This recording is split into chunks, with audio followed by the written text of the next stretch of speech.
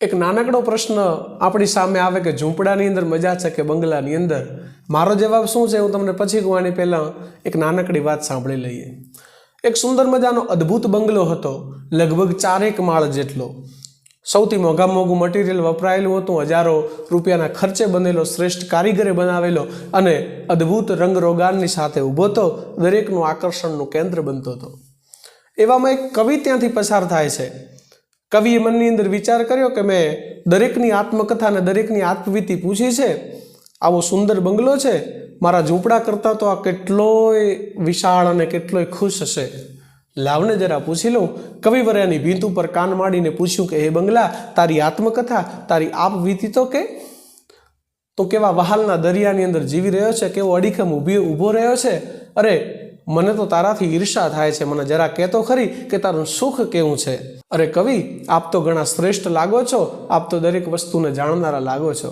अरे कवि, सांभळवामां कांई मजा नथी। सखत परिश्रमथी, मेहनतथी, कोईकनुं सारुं करवाथी, नीतिथी, शास्त्रनी अंदर, धर्मनी अंदर बतावेला मार्ग पर चालीने, परिश्रम करीने, एक एक पाई भेगी करीने एक एक ईंटनुं चणतर कर्युं होत ने तो सौथी खुशखुशाल हूँ होत। तो कदाच दुनियानो भाग्यशाળી बंगलो हूँ केवरावत। मारा भीतरनी शुं वात करूं तमने। मारी अंदर तो रोज आग भभूके छे। बंगलानी अंदर રહેનારો परिवार नाखुश छे। શેઠ શેઠાણીની अंदर झगड़ाओ थाय छे। કેટલાય કાવા દાવાઓ આ બંગલાની અંદર થઈ ગયા છે। કેટલાયના માથા કપાણા છે। કેટલાયના પેટ ઉપર લાતો મારવામાં આવી છે। કરોડો રૂપિયાના કાળા નાણાંની આપલે આ બંગલાની અંદર થાય છે। અરે કવિરાજ, આવી પાપ વૃત્તિનો સાક્ષી બનીને હું સ્મશાનની માફક ઊભો છું। કાગ કહે ઘર બંગલો બોલ્યો, સુણવામાં નથી સાર। કાગ કહે ઘર બંગલો બોલ્યો, સુણવામાં નથી સાર। પણ ઈશ્વર કોઈને આપીશ ના આવો, ભગવાન કોઈને આપીશ ના આવો બંગલાનો અવતાર।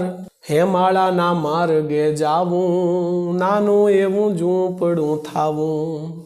હેમાળાના માર્ગે જાવું, નાનું એવું ઝૂંપડું થાવું। તો મારો પણ જવાબ મિત્ર એ જ છે કે ખૂબ શાંતિથી, સુખથી આપણા પરિવારની સાથે બેસીને રોટલો ખાઈ શકીએ તો ઝૂંપડામાં પણ મજા છે અને બંગલામાં પણ મજા છે। પણ જો અધર્મ અને અનીતિથી ધન કમાઈ આપણે ઘરે આપણે લાવીએ અને જો શાંતિથી બેસીને ભોજન પણ ન કરી શકીએ તો ઝૂંપડું પણ દુઃખદાયી છે અને બંગલો પણ દુઃખદાયી છે। જેટલું પણ કરીશું એટલું બધું ઈશ્વરને અર્પણ થઈ જશે અને એ ઈશ્વર બધું આપણને પાછું આપવાનું છે। સારું કરીએ કે ખોટું કરીએ। એક રાજાએ એક વખત ઢંઢેરો પીટાવ્યો છે અને કીધું છે કે મારે મોટો મહેલ બનાવવો છે, હજારો રૂપિયાનો ખર્ચ થાય તો ભલે થઈ જાય। શ્રેષ્ઠમાં શ્રેષ્ઠ કારીગરને બોલાવવામાં આવ્યો। બંગલાનું કામ એને સોંપવામાં આવ્યું અને કારીગર તો ખુશ થઈ ગયો।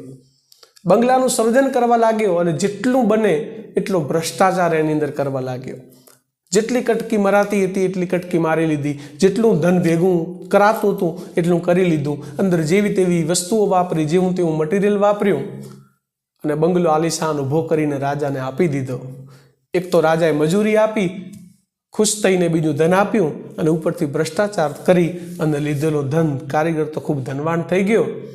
રાજાએ પોતાની રાજસભા બોલાવી અને બધાની વચ્ચે એ બંગલાની ચાવી એ જ કારીગરને આપી દીધી કે લો કારીગર, મારે તો ખાલી શોખ હતો, મારો તો મહેલ બની ગયો, હવે મારે અંદર રહીને શું કરવું છે? આ નવો બનાવેલો બંગલો હું તમને જ ભેટની અંદર આપું છું। અરે રાજાનો વચન સાંભળતાની સાથે કારીગરના પગ નીચેથી જાણે કે જમીન ખસી જયું એવું થાય।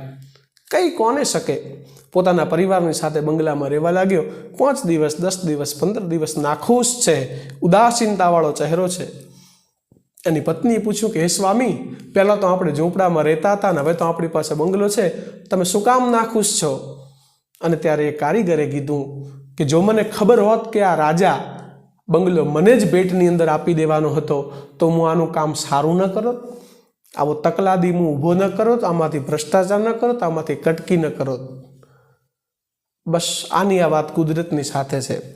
સારું કરશો કે ખોટું, ઈમાનદારીવાળું કે બેઈમાનીવાળું, જેટલું કુદરતને આપશો એ કુદરત આપણને પાછું જ આપશે। સારું કરીશું તો રિટર્નમાં સારું મળશે, ખરાબ કરીશું તો ખરાબ મળશે। જો આના કારીગરે ખૂબ ખંતથી અને મહેનતથી કામ કર્યું હોત, મજબૂતાઈવાળું કાર્ય કર્યું હોત તો એને મજબૂતાઈવાળો જ બંગલો મળવાનો હતો.